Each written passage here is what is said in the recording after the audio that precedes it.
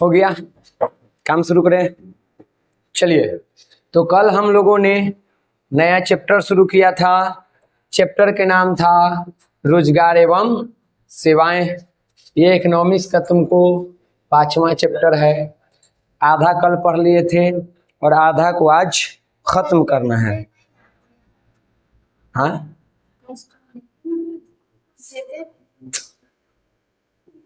Test के लिए मिलता है, आप तो अब्सेंट रह रही है।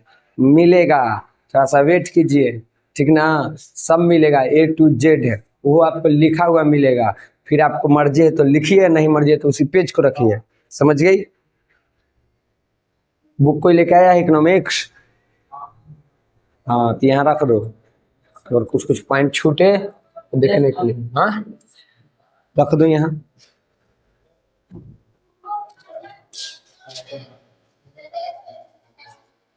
अरे वहां जाके गाली लिखा दे रहा था।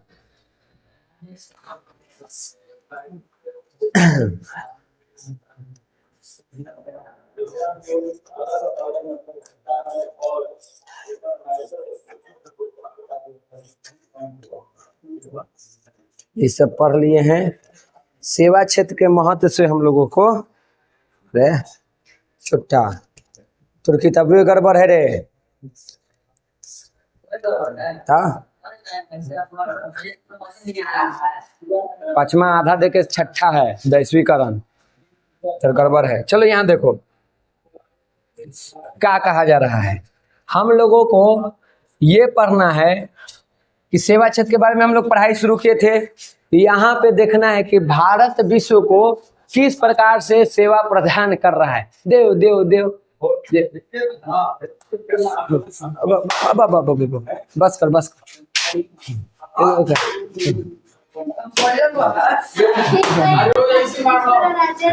ना जाइए तो टाइम से आ जाएगा भैया, ना मारेंगे। बैठ बैठ बैठ।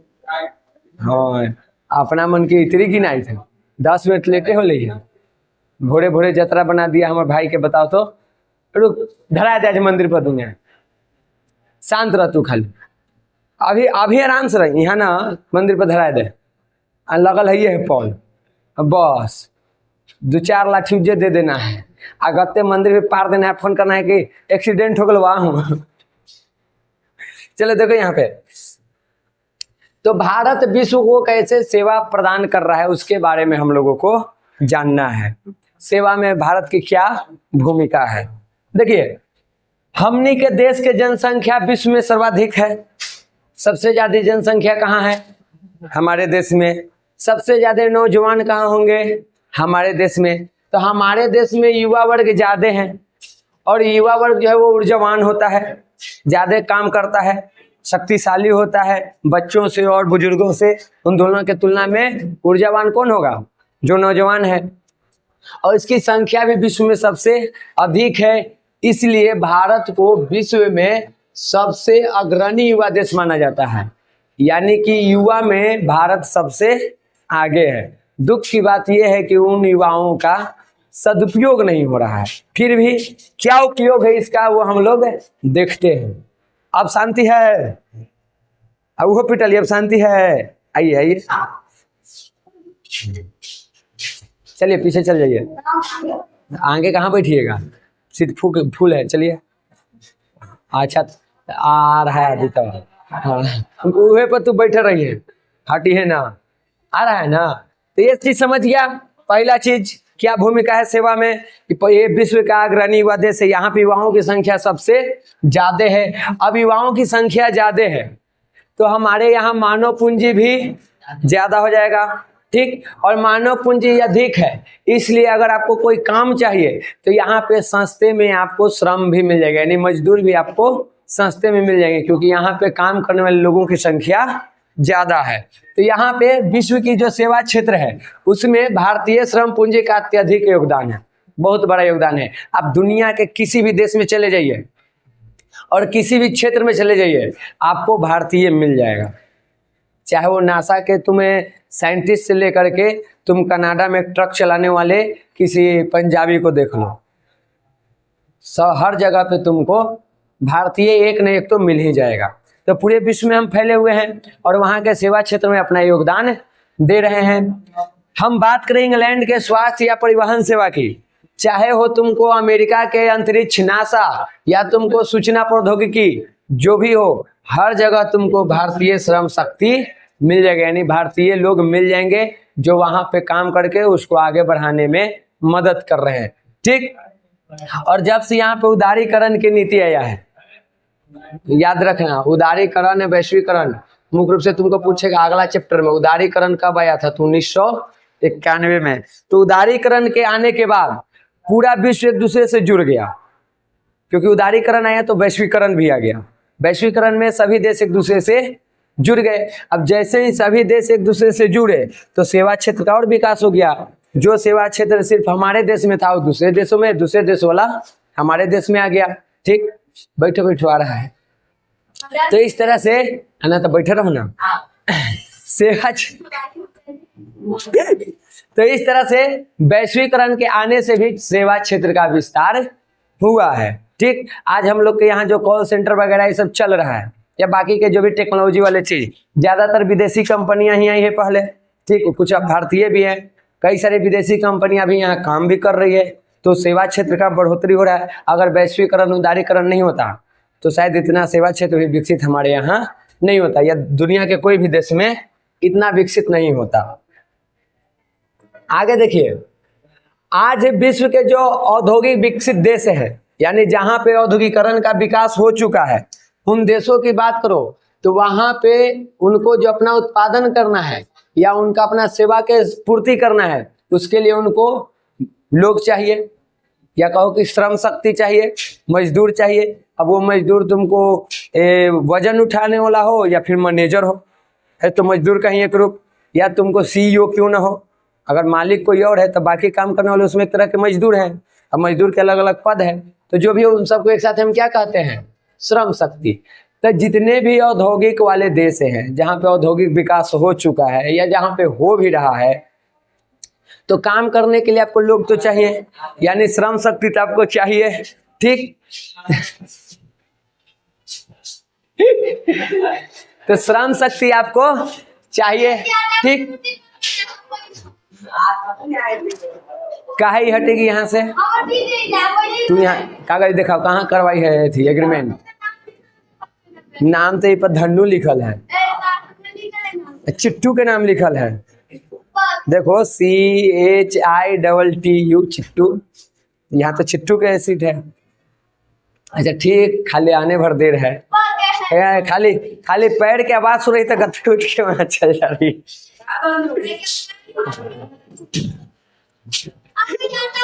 चुप, मार देंगे खींच के, या आगे तो नहीं बैठेंगे, बैठो जी चुपचाप, टाइम अपन आगे आओ, बैठो। तो खाली आज बैठेगी, हम बैठाए हैं, ये आगे आई है बैठी तो बैठो। अब क्लास डिस्टर्ब ना करो। देखो 18 पेज है, 1 घंटा में खत्म करना है, लास्ट घंटी नहीं कि हम एक्स्ट्रा खींचेंगे। ठीक, आगे देखिए, 2 घंटा मार देंगे, वो रोते हुए जाके वहां बैठ जाएगी, और शांत रहेगी पूरा क्लास 3 घंटा। अभी 1 घंटा रहो।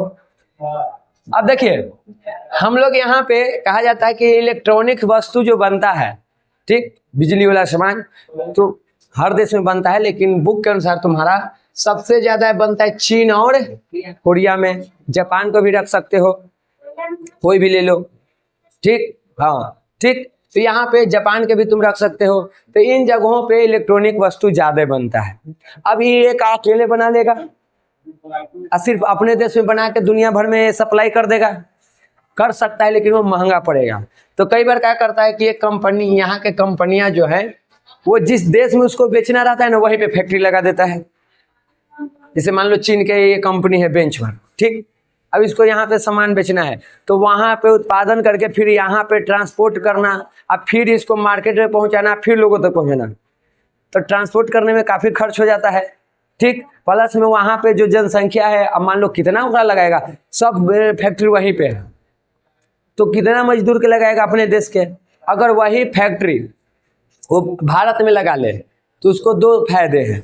एक, उसको ये जो ट्रांसपोर्ट के खर्च है वो बच जाएगा, प्लस में यहाँ पे सस्ता में उसको मजदूर मिल जाएगा, यहाँ के लोगों को इस कंपनी में क्या करेगा, लगा देगा।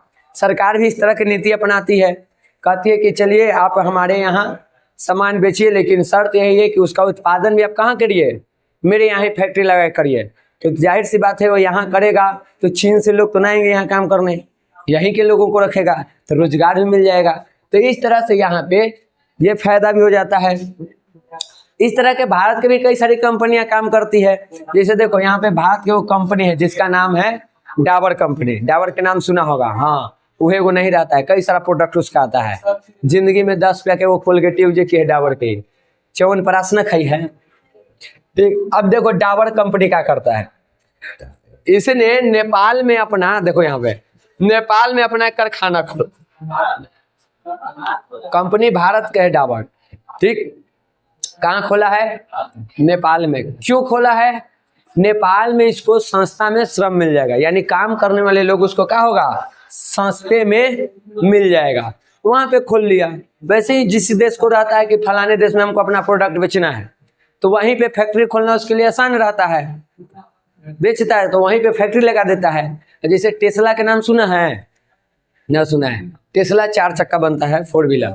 एलन मस्क के नाम सुना है, ले कौन दुनिया में, एलन मस्क का भी मानो कि दुनिया के सबसे खतरनाक व्यक्ति में है, ठीक, वो सीधे अब मार्स पर रहने का प्रोग्राम बना रहा है, ठीक। वो इस बात का मतलब कि एक तरह से क्या कहें उसको, शब्द न रहा है, मतलब इस बात की वो पुष्टि कर रहा है कि एलियंस होते हैं और हम प्रूफ करके दिखाएंगे। AI उसी का बनाया हुआ है, उसी का कंपनी के, ठीक। तो उसका टेस्ला नाम के कंपनी है जहाँ 4 व्हीलर बनता है। अब वो कहा कि अमेरिका में है, वो मुख्य रूप से अमेरिका के है, तो कहा कि हम यहाँ से बना के भारत में बेचेंगे। तो भारत में कहा गया कि जी नहीं, आपको बेचना है यहाँ पे तो बेचिए, लेकिन एक शर्त है, आप टेस्ला के कंपनी यहाँ लगाइए। यहाँ लगाने से फायदा, यहाँ के लोगों को रोजगार मिल जाएगा। आपको इंजीनियर चाहिए ना जी, बाकी के भी लोग चाहिए ना काम करने के लिए, तो कहाँ से लाइएगा, अमेरिका से। यहाँ है तो यहीं के रखिएगा तो काम मिलेगा हम लोगों को। तो कहा कि नहीं, कहा कि नहीं तो 100% टैक्स लेंगे, यानी 1 लाख के गाड़ी है तो 2 लाख में बेचना पड़ेगा, 1 लाख टैक्स लेंगे, सरकार का है, यहाँ 2 लाख में बिकेगा। 2 लाख हो जाएगा तब महंगा हो जाएगा, 1 लाख में मिलता तो शायद ले लेते, ऐसे वो करोड़ों में आता है, उदाहरण दे रहे हैं। 1 लाख के सामान हम कितना में बेच देंगे, 1 लाख के सामान है तो 1 लाख हमको टैक्स भी दो, तो उसको कम से कम 2 लाख में बेचना पड़ेगा, महंगा हो जाएगा तो कम बिकेगा। कंपनी लगा लेता था कम GST लगता, जब ये टैक्स वगैरह लगाना है वो कम लगता तो ज़्यादा बिकता, उसका सस्ता में उपलब्ध होता। तो इस तरह के काम भी होता है। एक चीज़ और तुमको इसमें आगे आएगा, बुक में है, तुमको आएगा बाह्य स्रोत, आउटसोर्सिंग। ये सब कंपनियां क्या करती है कि कई बार अपना सामान खुद बना के पूर्ति करने में सफल नहीं हो पाती है, डिमांड ज़्यादा हो जाए तो अकेले वो नहीं बनाती है, तो छोटे छोटे कंपनियों को अपना काम दे देती है कि तुम कर दो, तुम मेरा ये प्रोडक्ट बना के दे दो। उसको हम आउटसोर्सिंग या बाह्य स्रोत कहते हैं, ठीक। वो परिभाषा भी आएगा क्योंकि इंपॉर्टेंट है, पूछता है। जैसे एग्जाम्पल में समझो कि हम ये जो पहने हुए चप्पल, ठीक, या ये जीन्स पहने हुए हैं, तो ये ली का जीन्स है, ठीक, ऐसे है पवेलियन के, तो ये पवेलियन का जीन्स है।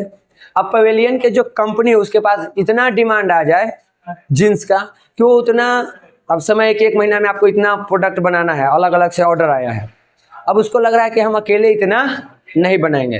तब मान लो एक छोटा सा कोई कंपनी है, जैसे मान लो सिग्नेचर कंपनी है, उसका भी जीन्स आता है, तो पवेलियन वाला क्या करेगा, सिग्नेचर वाला को दे देगा कि आप हमको इतना सारा जीन्स बना करके दे दीजिए। हाँ नहीं, तब देखो सिग्नेचर के पास वो ऑर्डर दे दिया, सिग्नेचर जीन्स बनाएगा लेकिन उस पर किसी प्रकार का मोहर नहीं रहेगा, वो जीन्स बन के जाएगा किसके पास, पवेलियन के पास। पवेलियन वहाँ पे अपना टैग मार देगा, पवेलियन पवेलियन पवेलियन पवेलियन, तो कौन सा जीन्स हो गया, वो बनाया कौन है, सिग्नेचर। इसको बाह्य स्रोत कहते हैं, यानी कोई दूसरा कंपनी उसको मदद कर रहा है। तो इसे छोटे मोटे कंपनियां मदद करती है तो उसको हम बाह्य स्रोत कहते हैं, आगे वो परिभाषा आएगा। अब देखो इसके बाद हम बताया भाई 1991 से हम लोग के देश में उदारीकरण की नीति अपनाया गया, निजीकरण वैश्वीकरण की शुरुआत हुई, और इसके कारण आज पूरा विश्व एक दूसरे से जुड़ गया है और पूरा विश्व एक बाजार बन गया है, एक वैश्विक गांव बन गया है, और इससे हम लोगों को फायदे भी हुए और नुकसान भी। फायदा ये हुआ है हम लोगों को कि हम यहाँ बैठे बैठे दुनिया के किसी भी जगह का कोई भी चीज खरीद सकते हैं। एक और फायदा हुआ है कि जब दुनिया भर के देश एक दूसरे से जुड़ा तो एक ही प्रोडक्ट अलग अलग कंपनी से मिलने लगा। जिसे मान लो कि यहाँ पे है, मान लो यहाँ के कंपनी है तुमको डाबर, ठीक, भारत के। अब च्यवनप्राश बनाने का या मंजन, जैसे मंजन यूज किया है, मंजन खाली डाबरे कंपनी बनाता तो वो मनमाने दाम पे अपना बेचता। लेकिन वैश्वीकरण होने से क्या हुआ, कई सारी विदेशी कंपनियां भी दंत मंजन बेचने लगी। उतना ही क्वालिटी, उतना ही उसमें तुमको वजन, जो भी चीज है उसी प्रकार के, लेकिन वो सस्ता कर दी।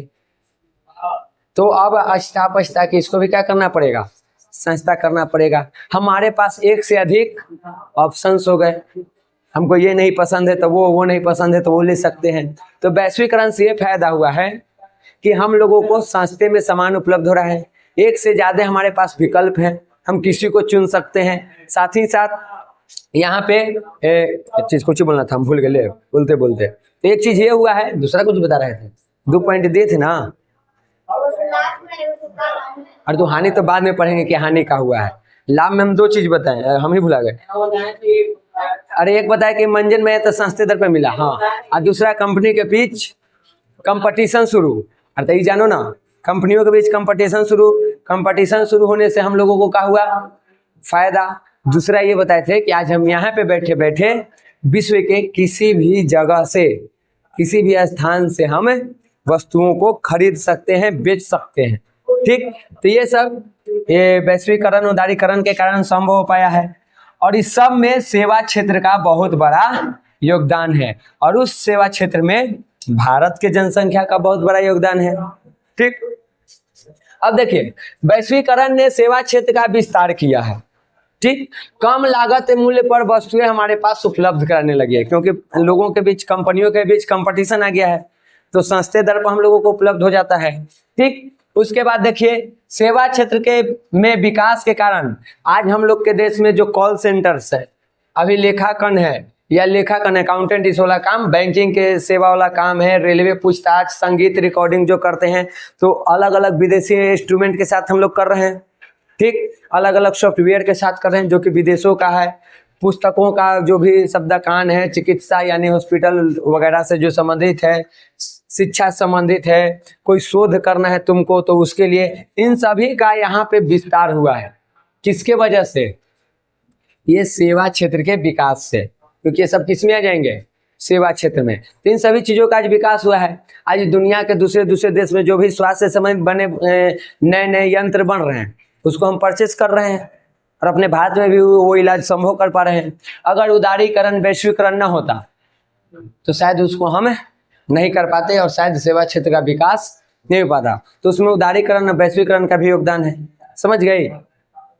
हम लोग यहाँ के संयुक्त राष्ट्र अमेरिका हो, चाहे यूरोपीय संघ हो, चाहे जो भी विकसित देश है, उन सभी देशों की कंपनियां जो है, उन कंपनियों के भारत के छोटी छोटी जो कंपनियां वो मदद करती है। अभी जो एग्जाम्पल बताए प्रोडक्ट बनाने का, वो प्रोडक्ट बना के उसको देती है। नुकसान आ गया है, लेकिन यहाँ सुन लो, नुकसान का हुआ है वैश्वीकरण, उदारीकरण से कंपटीशन बढ़ा है, तो लोग, हमारे पास ऑप्शन है, जहाँ सस्ता में बढ़िया मिलेगा वही खरीदेंगे, तो उसमें एक काम कर देगा, मिलावट। आपको शुद्ध चीज नहीं मिलेगा मार्केट में, शायद ही कोई ऐसा प्रोडक्ट है जो आपको शुद्ध मिले, सब मिलावटी है, सब में मिलावट है, क्योंकि उसको कम दाम में बेचना है। आपको कम दाम में चाहिए कि हम यही लेंगे, तो मिलावट करेगा, तभी तो उसको फायदा है, ठीक। यहाँ तक देखो कि प्लास्टिक के चावल तक मार्केट में आ गया है, बच के रही हो। हाँ, प्लास्टिक के चावल देखी है ना, देखी है, चमकील देखी है, ये चमकील ना तनी मोटा वाला, उससे काट के बनाया जाता है, लगेगा कि चावले है, ठीक। अब क्या होगा, हम ना खाए हैं, तू बड़ा आदमी, तू खैले होगे। हाँ, छोड़िए, इधर ध्यान दीजिए। आज तो स्वतिया के डरे आदित्य गायब हो गया है, हरकंप है। तो ये एक नुकसान हुआ है, मिलावटी। दूसरा, इन लोगों के बीच कंपटीशन शुरू हो गया है, ठीक। तीसरा, हम लोग को ये कह सकते हैं कि अब जब ये सेवा क्षेत्र का विकास हुआ है, तो सेवा क्षेत्र में मुख्य रूप से शिक्षित लोगों की आवश्यकता होती है। सबसे ज्यादा। तो जो अशिक्षित है या कम पढ़े लिखे हैं उनका क्या हो रहा है, अशिक्षित और अशिक्षित का रोजगार एक तरह से छीन रहा है, क्योंकि सेवा क्षेत्र में आपका काम न के बराबर है। पोछा लगाने के लिए कितना लोग चाहिए, गार्ड के लिए कितना लोग चाहिए, 2 4 10 एक कंपनी में काफी है। लेकिन बाकी कार्य के लिए कॉल सेंटर है मान लो एक, तो वहाँ पे कॉल सेंटर पर तो हजारों को काम कर रहा है, लेकिन पोछा करने के लिए, चाय पिलाने के लिए 10 व्यक्ति भी काफी हो सकता है, गार्ड के लिए 10 व्यक्ति भी काफी हो सकता है। तो उन लोगों का, उसमें भी आप जाइएगा तो थोड़ा पढ़ा लिखा हुआ आपको ढूंढेगा कि कभी कोई काम लगे तो इतना वो बुद्धि रहे कि आप इमरजेंसी में कुछ कर सके। आप एक अमेजोन में डिलीवरी करने जाइएगा ना, तो वहां भी आपको पढ़ने की जरूरत है, इंटरव्यू होगा, कहीं में कुछ समन्वय तो देना है, तो समन्वय सब इंग्लिश में लिखल है, आपको अइबे नहीं करता है कि कहाँ देना है, किसको देना है, कैसे करिएगा। तो वहाँ पे आपको एक छोटा सा इंटरव्यू देना होता है, कुछ बताया जाएगा, इतना भाव कि हाँ ये डिलीवरी कर लेगा। बाकी काम है तो और थोड़ा सा बड़ा है, करना पड़ेगा। अब उसमें आप अंगूठा छाप हैं या इसी 5वां 6ठा ले पढ़े हुए हैं, आपको सही से नॉलेज नहीं है, क्या आपको उसमें काम मिल पाएगा? नहीं मिल पाएगा। ठीक, तो सेवा क्षेत्र में एजुकेशन की जरूरत होता है। एजुकेशन जिसके पास नहीं है उस पर इसका कुप्रभाव भी पड़ा है, या ये कहो कि वैश्वीकरण के कुप्रभाव पड़ा है। समझ गए? यही था इसका नुकसान, आगे वो सब मिल जाएगा।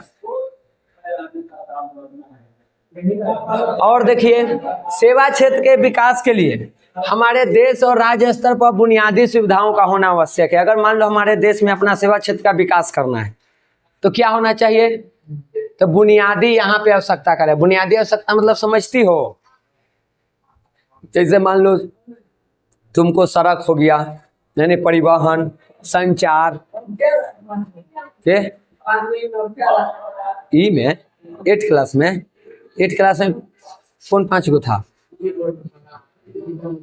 कौन कौन है नाम बता। अच्छा ठीक, छोड़ो इधर, क्लास देखो। दूसरे में सब व्यस्त, हमने भारतीय की यही समस्या है, दूसरे में उंगली कि हम तो इधर देखो। तो ये बुनियादी में तुमको क्या कहा जाता है? जैसे परिवहन वगैरह ये सब हो गया, संचार हो गया, तो ये सब तुमको बुनियादी है, आगे वो हम लोग देखेंगे। ठीक, तो उसका होना बहुत जरूरी है, क्योंकि अगर वो चीज नहीं है, मान लो परिवहन नहीं है तुम्हारे पास, संचार की व्यवस्था नहीं है तुम्हारे पास, कैसे विकास होगा? कैसे हम लेन देन करेंगे? टाइम लगेगा करने में। अगर यहाँ पे कोई फैक्ट्री लगाना चाह रहा है या कोई भी कंपनी, और यहाँ की व्यवस्था सही नहीं हो, यहाँ सड़क बढ़िया ना हो, रेलवे की जो व्यवस्था ना हो, पानी की उसको व्यवस्था ना हो, क्या वो लगाएगा? यहाँ संचार की व्यवस्था न रहे, लगा पाएगा? चुप बेटो, फोन करके आई है। अरे तू बैठो, आगे देखो। देखिए, हम लोग का जो देश है, हम लोग का जो देश है या राज्य है, या कोई भी देश है, कोई राज्य है, तो उसका सर्वांगीण प्रगति बहुत आवश्यक है। यानी सब जगह का, हर क्षेत्र का विकास होते रहे, ठीक, और हमेशा होते रहे, सतत विकास होते रहे। और उसके लिए जरूरी है कृषि, उद्योग और व्यापार। अगर ये इन तीनों का विकास हुआ है तो जाहिर सी बात है उस देश का भी विकास होगा, उस राज्य का भी विकास होगा, सेवा क्षेत्र का भी विकास होगा। बोलिए, तो कम होगा। अब कोई एक को हटा के देखिए, यहाँ पे 3 गो है, प्राथमिक, द्वितीयक, तृतीयक, किसी एक को हटाइए। ठीक, ये कृषि नहीं करेगी तो लोहा चबाएगी है मैया? कौची खाएगी? लोहा मैया चबाएगी? चाहिए ना कृषि। पेट में अन्न रहता है तभी बुद्धि निकलता है, पेट में अन्न ना हो तो कोई बुद्धि नहीं निकलता, पहले अन्न। हाँ, आगे देखिए। तो किसी भी देश का, राज्य को अगर चारों तरफ से विकसित होना है तो इन चीजों का विकास होना बहुत ही इंपॉर्टेंट है, इसी पर निर्भर होता है। इसी के प्रगति के लिए आधारभूत संरचना का भी होना बहुत जरूरी है। आधारभूत संरचना क्या होता है हम आगे अभी देखने वाले हैं, तो उनका विकास होना बहुत जरूरी है। तो देश के विकास किस पे निर्भर है? इन पर। और इसका विकास किस पे निर्भर है? इस पर, यानी देश का विकास तुमको कृषि, उद्योग, व्यापार पर, प्राथमिक क्षेत्र, द्वितीय क्षेत्र और तृतीय क्षेत्र पर निर्भर है। और वो तीनों किस पे निर्भर है? आधारभूत संरचना। आधारभूत संरचना मतलब वैसा चीज जिसके बिना इन तीनों का विकास नहीं हो सकता है। अब वो आगे हम लोग देखेंगे, ठीक, जेकरा में वित्त देखेंगे, स्वास्थ्य देखेंगे, शिक्षा देखेंगे। तो इन सब चीजों को हम देखेंगे कि अगर उन सब चीजों का विकास न हो तो इन सब चीजों का भी विकास नहीं होगा, और जब इन सब चीजों का विकास नहीं होगा तो देश और राज्य का भी विकास नहीं होगा। इसका विकास नहीं, सेवा क्षेत्र का विकास नहीं, वैश्वीकरण नहीं, उदारीकरण नहीं, सब खत्म हो जाएगा। आगे देखिए, आज जो संयुक्त राज्य अमेरिका है या जापान है, ये सब जो इतना समृद्ध है, जो भी इस तरह के समृद्ध देश है, वो समृद्ध इसलिए हैं क्योंकि वहाँ पे ज्ञान और शोध का विस्तार हुआ है। वहाँ पे ज्ञान का और शोध का सुविधा अधिक है। शोध करने का, किसी चीज के जानकारी निकालने का, नया खोज करने का, वहाँ पे सरकार सुविधाएं देती है। वहाँ के लेकिन अगर लैपटॉप खोल के देख रहा है तो उसको ठीक है, खोल के देखो। वहाँ पूछा जाता है आपको किस क्षेत्र में जाना है आपसे, और उसी क्षेत्र के तरह आपको तैयार किया जाएगा। हमारे यहाँ जन्म लेने से पहले ही थोप दिया जाता है कि बेटा हुआ तो इंजीनियर, बेटी हुई तो डॉक्टर। और अभी फिलहाल में ट्रेंडिंग में चल रहा है सबके मुंह से IAS। जिसको कुछ नहीं पता वो करा कि हम क्या बनेंगे, तो IAS, ठीक। तो ये है। ऊपर से अगर आपके घर में एक फोन खरीदते हैं तो उसको बहुत ही प्यार से टेम्पर लगा के, बैक कवर लगा के प्यार से रखते हैं। और ले आइए घर तनी सुन, उसको खोलने का प्रयास कीजिए तो बाप मतारी धर के होंक देगा। नया नया घर आपका पेंट हुआ है, तनी ऊपर कुछ चित्रकारी कर दीजिए तो धर के धूक देगा, ठीक। यानी आपके अंदर के जो जग रहा था इच्छाएं, मान लो तुमको वो बोर्ड पे ही, दीवार पे ही पेंटिंग करने में मजा आ रहा था, अरे वही करते करते तुम्हें इंटरेस्ट जगता, पहले ही तुमको मार के पिट दिया, ले अब तो डरे पेंटिंग ही ना कर, काम है खत्म। तो हमारी इच्छाओं को तो आधा यहाँ के ऐसा ही पर्यावरण है, ऐसा ही इन्वायरमेंट है कि मार ही दिया जाता है, ठीक। तो ये सारी चीजें हैं। लेकिन अगर ये सब देश अगर विकसित है तो इसका वजह यह है कि वहाँ के ज्ञान और शोध की सुविधाएं अधिक है, वो लोग ज्यादा करते हैं। वहाँ के एजुकेशन हम लोग से आगे है, इसलिए वो लोग कर पा रहे हैं और हम लोग पीछे रह गए हैं। फिर भी भारत में भी इस पे प्रयास किया जा रहा है। भारत में भी जो टेक्नोलॉजी में सबसे ऊंचा शिक्षा केंद्र माना जाता है वो है तुमको IIT, ठीक। और व्यापार के लिए जो सबसे ऊंचा माना जाता है वो है तुमको IIM, ठीक। तो ये सब से जो पढ़ के पास हो रहे हैं, यहाँ से जो निकल रहे हैं जो भी युवा, वो दुनिया भर के देश में जा रहे हैं और वहाँ पे उच्चतम आय पर जॉब कर रहे हैं, ज्यादा से ज्यादा। IIT तुमको यहाँ पे न दिख रहा है, तुमको तकनीक टेक्नोलॉजी वाला सबसे बड़ा उच्चतम संस्थान है। इसमें जाने के लिए आपको सबसे पहले मैथ में पकड़ होना चाहिए, सबसे पहले। हाँ, PCM, फिजिक्स, केमिस्ट्री, मैथ, ठीक। तो वहाँ जाइएगा। IIM तुमको व्यापार वाला आता है, बिजनेस है, सबके बारे में तुमको सबसे सर्वोच्च सी है वो। इसके लिए शायद कैट नाम के वो पढ़ाई होता है, हाँ, वो आपको क्लियर करना पड़ेगा। जैसे आपको IIT में जाना है ना तो JEE का एग्जाम होता है, उसको आप क्रैक कीजिए, IIT में मिल सकता है, JEE मेंस, ठीक। आप नीट के एग्जाम को क्रैक करते हैं, अब डॉक्टर वाला में एकदम उच्चतम वाला जो शिक्षा केंद्र वहाँ जा सकते हैं रैंक के अनुसार।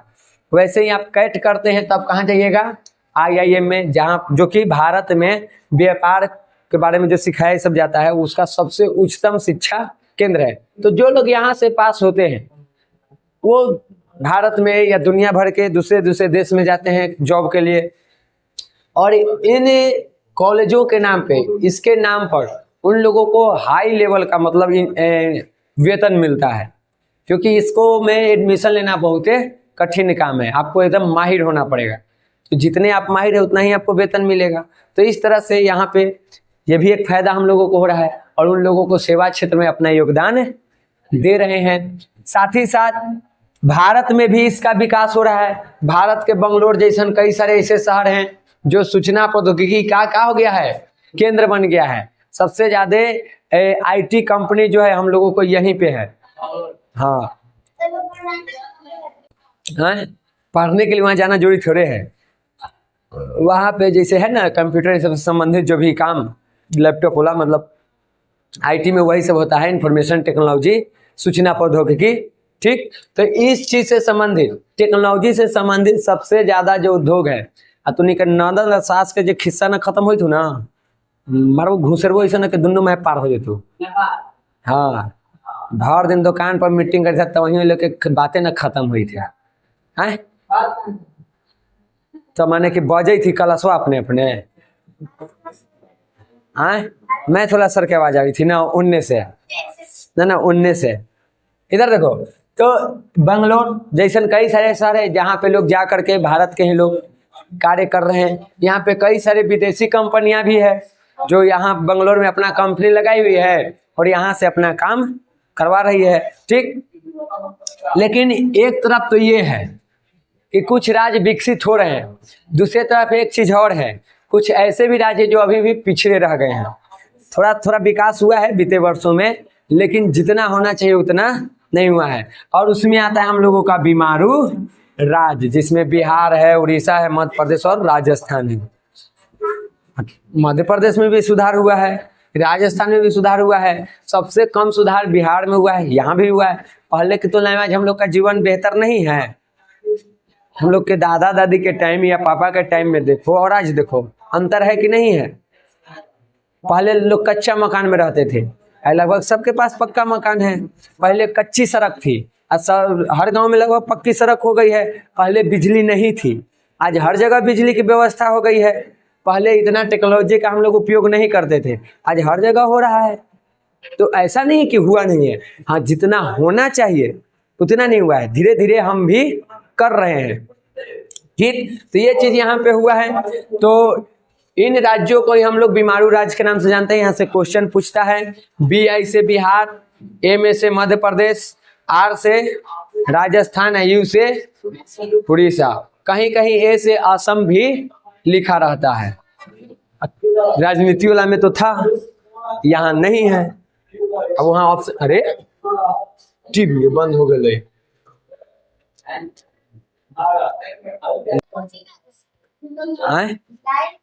विकसित है, ऐसे अमेरिका से भिड़ रहा है। लड़ाई वर्षों तक चलते रहता है धीरे धीरे। रूस अमेरिका का लड़ाई 1945-1991 तक चला था। एक दिन में लड़ाई थोड़ी खत्म हुआ है, छिटपुटिया लड़ाई हुआ है।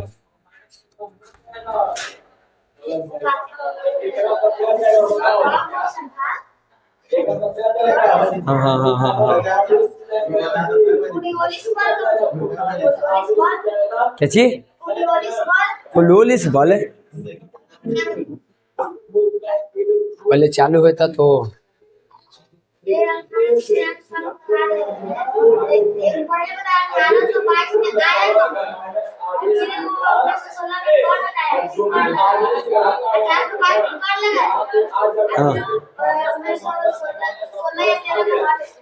हाँ तो वहाँ संक्षेप में रहेगा तो कैसे समझेगी पूरा कहानी। किताब दिखाना से भय हो कि उड़ गया।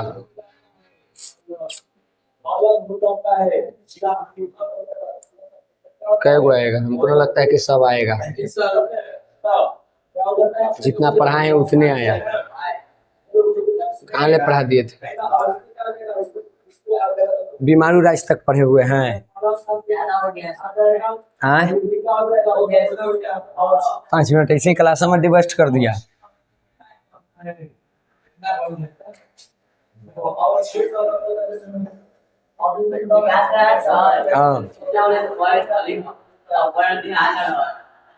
हाँ विकास जी ले होगा, पते न है। कोची कोची चल आगे देखो। हाँ कुछ चलिए इधर देखिए, यहाँ तक हम लोग पढ़ लिए हैं। आगे देखिए बाय स्त्रोती, अभी बताए थे कि आएगा डेफिनेशन। देखो ये बुक में तुम्हारा डेफिनेशन दिया हुआ है, यही वही वाला यहाँ भी लिखा हुआ है। हट नहीं यार, इसी क्लास लेट हो ले, आज खत्म करना है तो करना है। भले दूसरा टीचर के घंटी खा जाऊं मंजूर।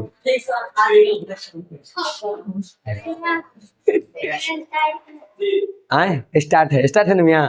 देखो यहाँ पे बाय स्त्रोती का है, किताब में अलग बॉक्स बना के आपको लिखा हुआ है। किताब तो आप लोग लेके आइएगा ना, मुंह फाड़ ले रहिएगा खाली, आज लाइएगा वो निकालिएगा नहीं, फट जाएगा। अगला साल भाई बहन के पढ़ेला हम। बहुत बढ़िया बात है। देखिए, जब बहुराष्ट्रीय कंपनियां या अन्य कंपनियां संबंधित नियमित सेवाएं एवं सेवाएं अपनी कंपनियों की बजाय अरे वही बात है, इसको अपना से पढ़ लो। जब कोई कंपनी अपना प्रोडक्ट खुद न बना करके किसी दूसरे कंपनी से बनवा के उसकी पूर्ति करती है और उस पर अपना लेवल लगा देती है, उसी को हम क्या कहते हैं? बाय स्त्रोती कहते हैं। वही यहाँ पे लिखा हुआ है। अब आपको किताब वाला याद करना है तो वो करिए, या हम जो बोल रहे हैं वो करिए। हाँ, जब कोई बड़ी कंपनी अपना उत्पादन छोटी कंपनियों से करवा के उसकी पूर्ति करती है तो उसी को हम क्या कहते हैं? बाय स्त्रोती कहते हैं। ठीक, इसको दोनों में पूछ देता है। आउटसोर्सिंग क्या है करके भी पूछ देगा, या बाय स्त्रोती है क्या है ये भी करके पूछ देगा। तो दोनों नाम यहाँ पे याद रखिएगा। आधारभूत संरचना बोले थे कि जानना है क्या है। देखिए, आधारभूत संरचना किसी भी देश, शहर या क्षेत्र के सुचारू रूप से काम करने के लिए आवश्यक बुनियादी सुविधाओं प्रणालियों का समूह होता है। समझ गए? नहीं समझ में आया? अगर मान लो आपको देश को या आपके शहर को या आपके गांव को, क्षेत्र को, किसी को भी, या अपने इस कोचिंग संस्था को ही ले लो, इसको चलाने के लिए कुछ चीज की एकदम अति आवश्यकता है, उसके बिना आप नहीं चला सकते हैं। जैसे कोचिंग है, अब बेंचे नहीं है, बोर्डे नहीं है, पेने नहीं है, कलमे नहीं है, किताबें नहीं है, कॉपी नहीं है, पढ़ाई होगा? लाइट न रहे चलेगा, बिजली न है चलेगा, लेकिन ये तो होना आवश्यक है। बेंच भी चलो हटा दिए, भुइयां में बैठ लेंगे, ठीक, लेकिन कॉपी, किताब, ब्लैक बोर्ड ये सब तो होना चाहिए। तो ये सब क्या है? मूलभूत आवश्यकता है। इसके बिना हम इस चीज को चला ही नहीं सकते। इसी को हम क्या कहते हैं? आधारभूत संरचना। वैसे ही देश चलाने के लिए या आपको अपने शहर, अपने क्षेत्र का विकास करना है तो सबसे पहले वहाँ परिवहन होना चाहिए, तब तो वहाँ पे आने जाने का प्रक्रिया शुरू होगा, व्यापार ये सब विकास होगा। इसी के माध्यम से ऊर्जा मतलब बिजली ये सब की व्यवस्था होनी चाहिए, तब तो वहाँ की फैक्ट्रियाँ चलेगी। ठीक, संचार, वही कम्युनिकेशन, फोन वगैरह जो भी है, टेलीग्राम, ये सब की व्यवस्था होना चाहिए। ठीक, तब ना बैठे बैठे भी यहाँ से लेन देन हम कर सकते हैं। नहीं रहेगा तो बार बार आना जाना करना पड़ेगा। उसके बाद शिक्षित होना चाहिए, नहीं तो इसमें से कोई काम कर ही नहीं पाइएगा। शिक्षा के साथ अगर आप स्वस्थ नहीं है, ये सारी चीजें हैं आपके पास, अस्वस्थ नहीं है, सब बेकार है। तो इस तरह की ये सारी जो चीजें हैं, ये आधारभूत संरचना है। इसके बिना आप किसी क्षेत्र का विकास के बारे में सोच ही नहीं सकते, हो ही नहीं सकता है। इस सब चीजों को निकाल दो, कहो कि हम अपने देश का, अपने शहर का, अपने राज्य का विकास करेंगे, करके दिखाओ कैसे करेगी। ठीक, विकास जी, हाँ समझी? तो ये सब आधारभूत संरचना समझ में क्या होता है? वैसी चीजें, वो सारी चीज जो किसी भी क्षेत्र के विकास के लिए अति आवश्यक हो, वो ये तुमको क्या चाहिए? आधारभूत संरचना। समझ गई? अब आधारभूत संरचना के डायग्राम देखो, इसको हम कैसे कैसे बांटते हैं, ये बुक में भी तुम्हारा बनाया हुआ है। ठीक, मारेंगे मोरिए जयब, अने हम घरे से बना के ले ली। हाँ देखो, यहाँ पे सबसे पहले होता है आधारभूत संरचना। ठीक, अब आधारभूत संरचना क्या होता है ये हम तुम लोगों को बता दिए। अब आधारभूत संरचना को हम दो भाग में बांटते हैं। एक आर्थिक आधारभूत संरचना, यानी वैसा आधारभूत संरचना जिससे हमको प्रत्यक्ष रूप में इनकम होता है, आर्थिक विकास होता है। ठीक, और दूसरा होता है तुमको गैर आर्थिक आधारभूत संरचना, इससे तुमको प्रत्यक्ष रूप में डायरेक्ट नहीं, इनडायरेक्टली तुमको आर्थिक विकास होता है। जैसे देखो, आर्थिक आधारभूत संरचना में वित्त मतलब पैसा, डायरेक्ट इससे तुमको घाटा या नफा होगा। आर्थिक विकास या नुकसान, इससे डायरेक्ट होना है, इससे भी तुमको डायरेक्ट होगा। यातायात से भी, ऊर्जा बिजली है तो बिजली उपयोग किया तो सीधे पैसा दिए ना जी, तो दिया ना सीधे। हाँ, साल भर पर तू दे ले ना, डायरेक्ट मिला उससे। अभी समझो, यहाँ पे यातायात, हम गए किसी से, माने फ्लाइट लिए, ट्रेन लिए, बस लिए या जो भी लिए, तुरंत पैसा दिए, तुरंत हुआ। संचार, हम किसी से अपना नेट यूज कर रहे हैं, बात कर रहे हैं या जो भी करें तो उसका पैसा तुरंत लगता है, रिचार्ज करिए तो होगा। ठीक, तो इन सब चीजों से क्या हो रहा है? हमको डायरेक्ट पैसा यहाँ पे मिल रहा है। हाँ हाँ, हैं? पहले कटता था, जब बात करिएगा तब बैलेंस कटता था। आज आपको दे दिया गया है एक ही बार कि आप इतना में फ्री है, अब बात करते रहिए।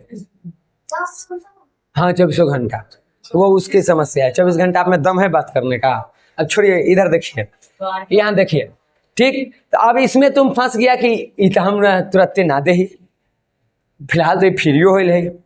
जो कंपनी वगैरह चला रहा है ये आपके घर के लिए नहीं, डोमेस्टिक रूप में मत समझिए, कमर्शियल रूप में समझिए, ठीक। क्योंकि यहाँ सिर्फ हम घर वाला नहीं पढ़ रहे हैं, तो वहाँ पे बिना इसके काम होगा। अब ये यूज करेगा ऊर्जा, मतलब उसको कोयला मंगवाना है, उधार पर मंगवाएगा, देना तो डायरेक्ट उसको पैसे है।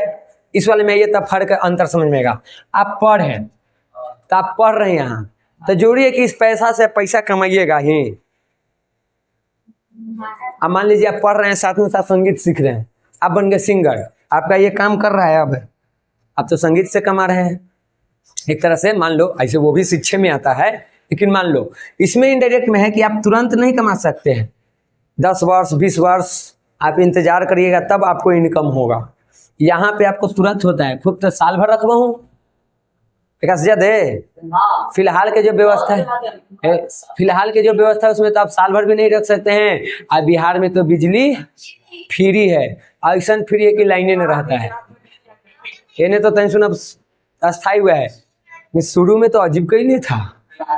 एक हाल अच्छा यार तो पैसे ले लेता, ऐसे करता है मजाक, ठीक। तो देखिए, अब नागरिक की सेवा कर रहा है तुम, मान लो हम अपने गांव घर के आस पड़ोस के लोग सेवा की, उसमें हमको क्या फायदा है? कोई आर्थिक फायदा है। लेकिन अगर उसको सेवा कर रहे हैं, जैसे हम यहाँ पढ़ाते हैं, एक सेवा क्षेत्र है, हम तुम लोगों को फ्री में पढ़ाएं, हमको कोई इनकम ना हो गया, क्या हो गया? वो कोई इनकम नहीं है तो गैर आर्थिक। लेकिन कल आप लोग जब पढ़ लिख जाइएगा, आप बड़े बड़े जॉब में जाइएगा, जॉब करिएगा, तो वहाँ से आपको डायरेक्ट आर्थिक विकास हो गया यहाँ पे। तो ये कम समय करता है। हम स्वास्थ्य के लिए काम करते हैं, हम अपने स्वास्थ्य पे काम रखते हैं, इससे आर्थिक फायदा है हमको। हम स्वस्थ रहेंगे तब आर्थिक फायदा होगा, इससे डायरेक्ट हमको नहीं होगा। तो ये सब इनडायरेक्ट में रखते हैं। और आप लोगों को यहाँ से ऑब्जेक्टिव पूछा जाता है कि इसमें से कौन सी संरचना गैर आर्थिक है, कौन सा आर्थिक है। तो आप लोग ये याद रखिएगा। इधर इसको बढ़िया से देख लीजिए डेफिनेशन के साथ कि क्या होता है। हाँ, आर्थिक आधारभूत संरचना को समझिए।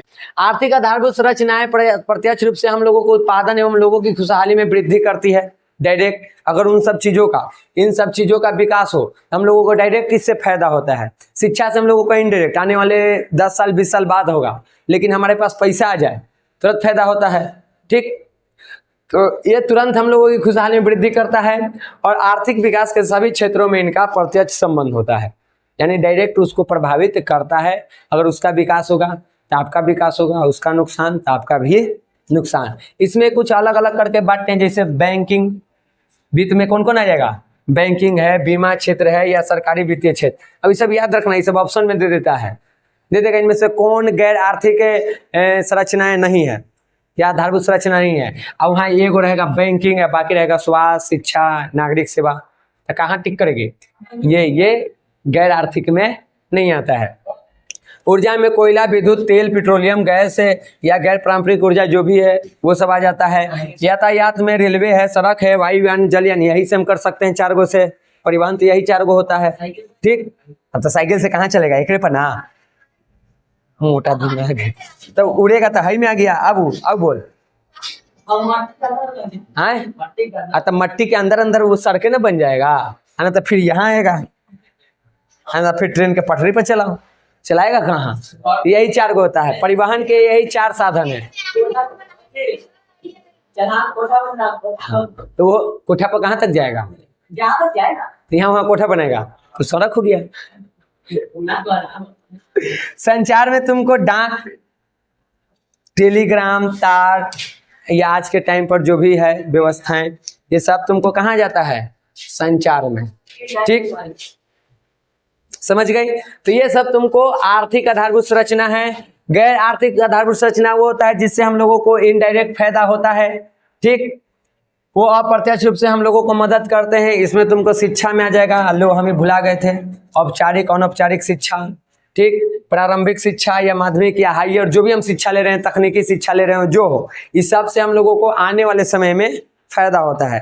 तो ये तुमको गैर आर्थिक संरचना है। जब हम एक शिक्षा ले रहे होते तब हमको फायदा नहीं होता है। अभी आप लोगों को फायदा नहीं हो रहा है, आप इससे पैसा नहीं कमा रहे हैं, आने वाले भविष्य में कमाने की संभावना है। हाँ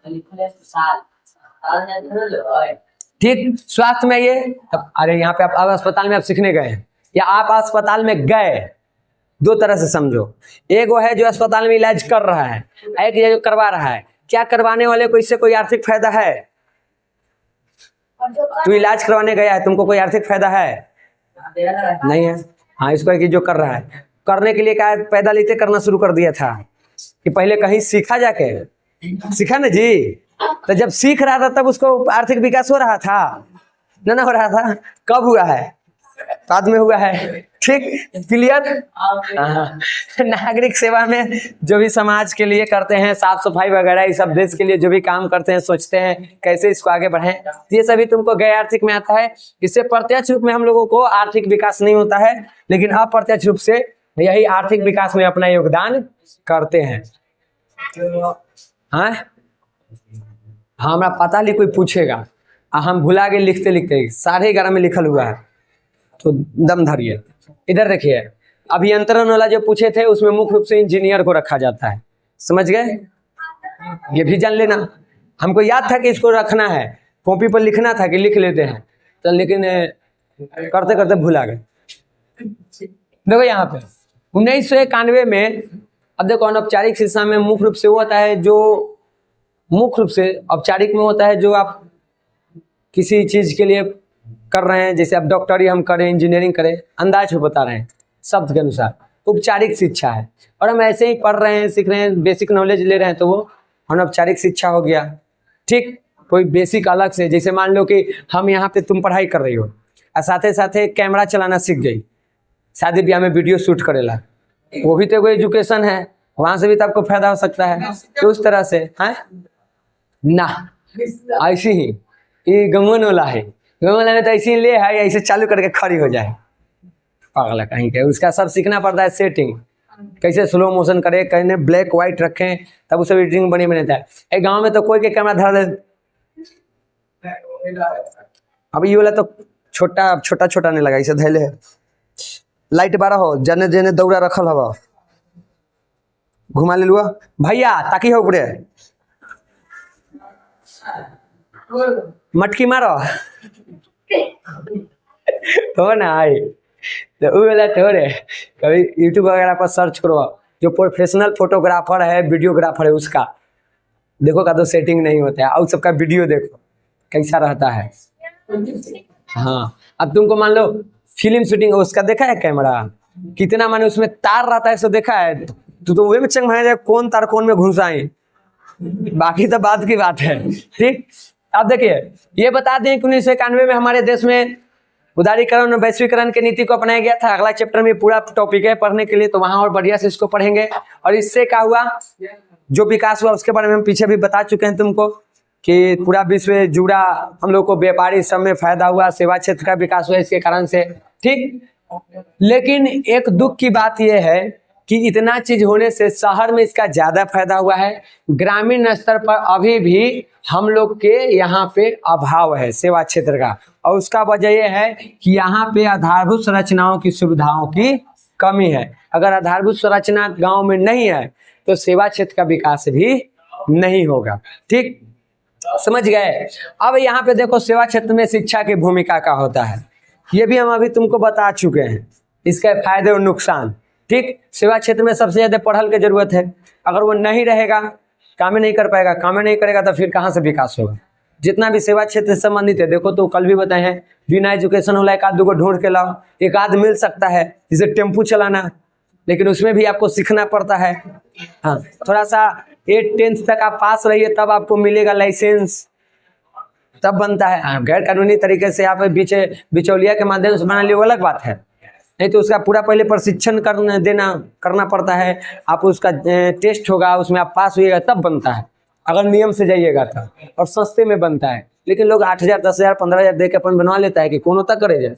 ठीक, आपको पूछा जाएगा सड़क के बारे में कि व्हाइट है तो क्या होगा, रोड पे सिंगल व्हाइट है तो क्या होगा, डबल व्हाइट है तो क्या होगा, येलो रंग से क्या होता है, लाइट में येलो का होता है, ग्रीन का होता है, रेड का होता है, इसके अलावा जेब्रा क्रॉस मतलब का होता है, आपको टेढ़ा टेढ़ा रोड दे देगा, ऐसे कर कहेगा कि मैं गाड़ी चला के देखा, वहाँ रखल है सामान, मतलब तू न देखा है रोडवा पर रखा रहता है ऐसे त्रिभुज जैसा, शंकु जैसा, और उसे रख के बना देगा, कहे कि ये मैं गाड़ी पार करो, इसमें टच नहीं करना चाहिए, आगे ले जाओ पीछे ले आओ, तब जाकर के उस सब में पास होगा, तब मिलता है लाइसेंस।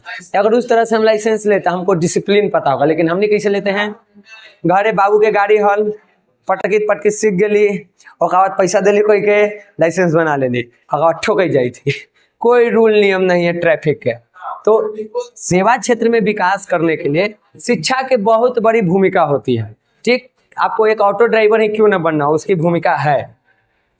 तो आर्थिक विकास के लिए वस्तु और सेवाओं का उत्पादन विस्तार करना जरूरी है, और उसके विस्तार के लिए सबसे पहले जरूरी है कि हम मानव के विकास करें, यानी मानव पूंजी का विकास करें, उसका निर्माण करें, क्योंकि सेवा क्षेत्र को चलाएगा कौन, मनुष्य चलाएगा। तो अगर हमारा ही विकास नहीं हुआ है तो इसका कहाँ से होगा। हमको ही नई टेक्नोलॉजी के बारे में पता है, हमको बैंकिंग के बारे में पता नहीं है, हम उसके बारे में सीखवे नहीं किए, हम कहाँ से उस पर काम कर पाएंगे। ठीक, अच्छा बताओ, गांव के जो पढ़े लिखे लोग नहीं होते हैं वो फोन चलाने में क्यों गड़बड़ा जाते हैं, और जो पढ़े लिखे लोग हैं वो क्यों नहीं गड़बड़ाते हैं, क्योंकि आप सीख जाते हैं नहीं, आप देखा देखी जान जाते कि हाँ ऐसे होता है, कुछ नया आता है तो ये हो देखा ना मोबाइल में कुछ तो होइल है, ऐसे करी थी तो ऐसे हो जाते थे। अब जिसको दिए वो थोड़ा अपना पढ़ा लिखा है, थोड़ा हिंदी इंग्लिश समझता है, सेटिंग कुछ पता है, तो आपको बना के दे देता है कि यहाँ ये होइल है। और जिसको ना पता होता कहता कि कौची कौची तो लिखले है, कौची करी हो जाता है।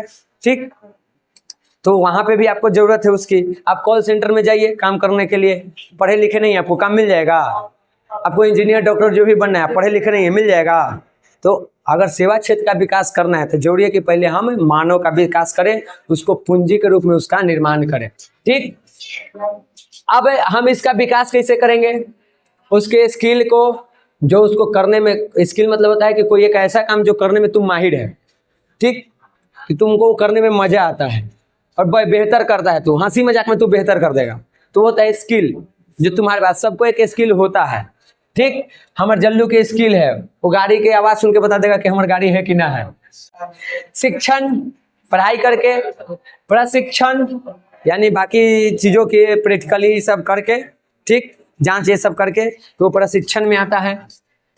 अब अगर आप स्वस्थ हैं तो इन सब के माध्यम से हम क्या कर सकते हैं, मानव श्रम को यानी मानव पूंजी का हम विकास कर सकते हैं। जब उसका विकास होगा तो हम लोगों को किसका विकास होगा, सेवा क्षेत्र का, क्योंकि कुशल व्यक्ति ही सेवा क्षेत्र में बढ़िया कर सकता है।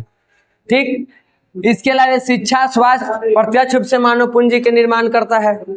अगर आपके पास शिक्षा नहीं है, स्वास्थ्य नहीं है, तो आप मानव के रूप में खाली आपकी गिनती हो रही है, आप जानवर, जानवर भी नहीं है, आप जानवर हैं। तो ये दोनों प्रत्यक्ष रूप से प्रभावित करता है। जिसके पास ये दोनों है वो सबसे बेहतर मानव पूंजी है। जिसके पास जितने उच्चतम शिक्षा है और जितने बेहतर वो उसका स्वास्थ्य है, वो उतना ही बड़ा मानव पूंजी, उतना ही ज्यादा कार्य करेगा। ठीक, तो बेकार है फिर। लेकिन ऐसा नहीं है, एक ऐसे व्यक्ति हुए हैं, उनका नाम था हॉकिंस, पूरा शरीर में खत्म था, बस इतना काम करता था, और स्पेस के बारे में रिसर्च कर दिए, किताब लिख दिए, शरीर के कोई अंग काम नहीं कर रहा, ये खाली काम कर रहा है, ये से किताब लिख दिए 3 गो 4 गो, इतना मोटा मोटा। ऐसा किताब आप पढ़ भी नहीं सकते हैं, साइंटिस्ट सब पढ़ता है, ब्लैक होल के सिद्धांत दे दिए।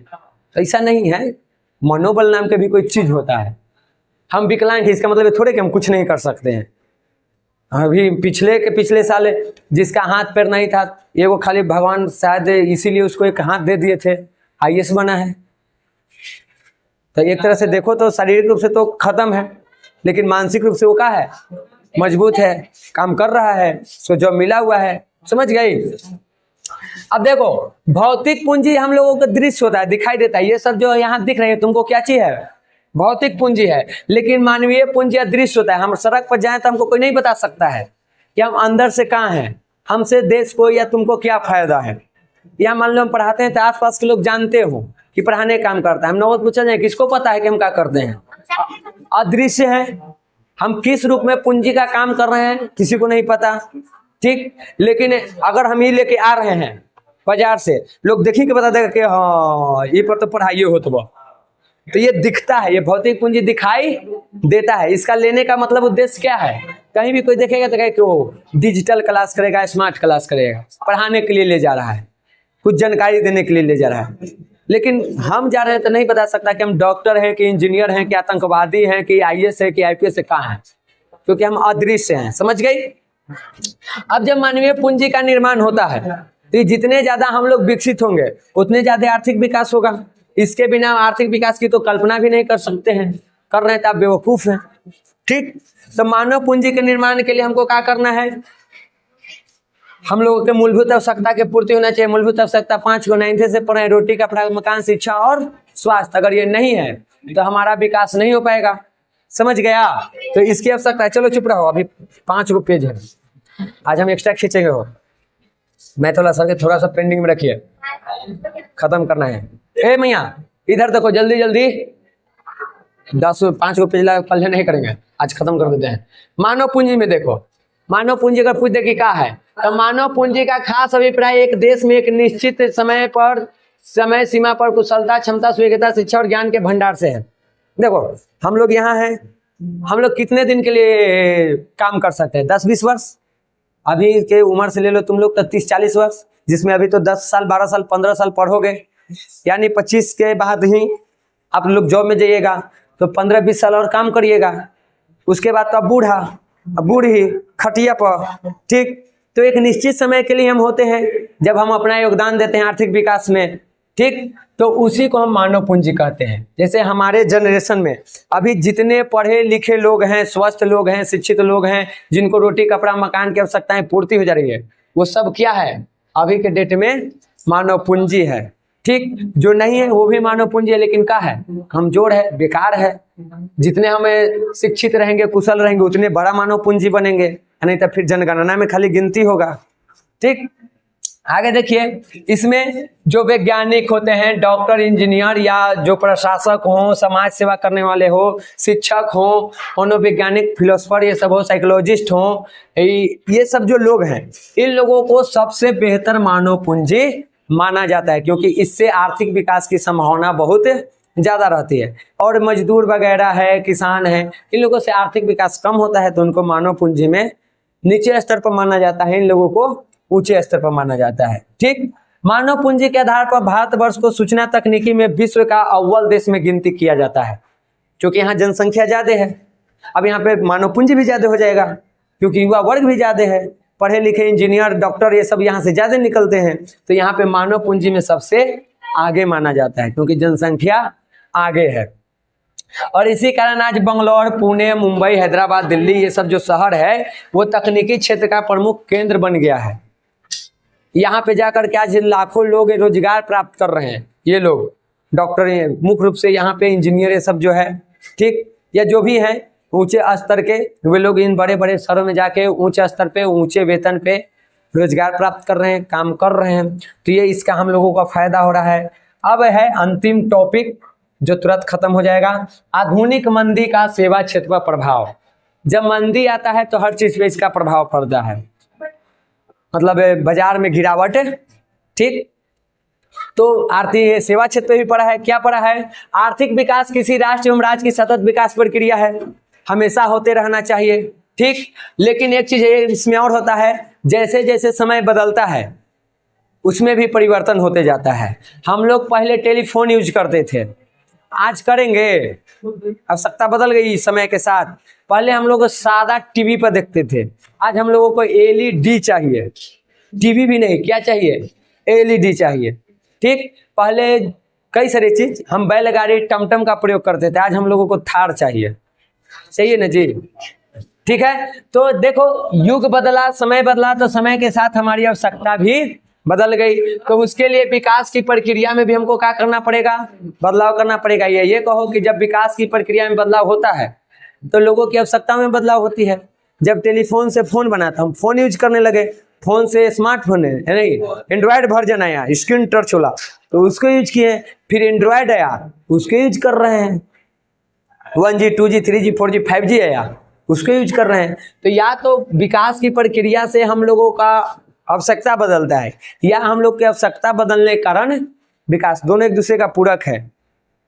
दो चीजें होती है, हमको जरूरत पड़ती है तब हम किसी चीज का विकास करते हैं, या किसी चीज का जब हम विकास कर देते तो उसकी हमको जरूरत पड़ने लगती है। हमें परिवहन में जल्दी ज्यादा मतलब कम समय में ज्यादा दूरी तय करना था तो हमने वाहन बनाया। अब चाहिए कहो कि वाहन बनाया इसलिए हम उसका उपयोग कर रहे हैं। दोनों चीज समझ में आ रहा है। हमें दूर समय, यहाँ से दिल्ली जाना था, कम समय में हम साइकिल से टमटम से जा सकते हैं, क्या चाहिए? रेलगाड़ी चाहिए। तो हमको रेलगाड़ी की आवश्यकता थी तब बनाए, ठीक। या हम ये कर सकते हैं कि रेलगाड़ी बना तब हम उससे दिल्ली जा रहे हैं, चलो घूम लेते हैं एक बार दिल्ली। दोनों चीज बराबर है। तो ये परिवर्तन होते रहता है। ठीक समय के परिवर्तन के साथ लोगों की आवश्यकताएं भी क्या होता है, परिवर्तित होते रहता है। आज आप साइकिल से आ रहे हैं, आज से 5 साल बाद कहिए कि हमको स्कूटी चाहिए, हमको बाइक चाहिए, हमको दूर पढ़ने जाना है, ठीक।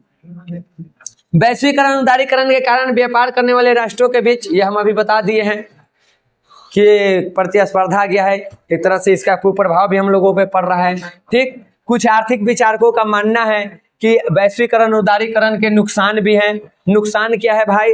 तो नुकसान ये है कि वैश्वीकरण उदारीकरण आने से यहाँ पे और निजीकरण आने से यहाँ पे हम लोगों को लाभ तो हुआ ही है, लाभ के साथ साथ